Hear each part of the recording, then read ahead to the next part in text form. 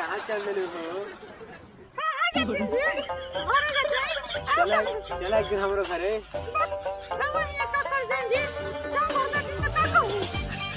कहे दो।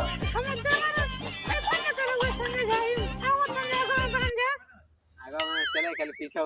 अरे ओ साहबा, उठा तो जरा बंदूक और लगा निशाना इस कुत्ते पर। अब देखो छमिया, अगर अपने यार की जिंदगी चाहिए तो जरा कुछ नाच गाना दिखा दो हमको भी। नहीं, बसंती इन कुत्तों के सामने मत नाचना।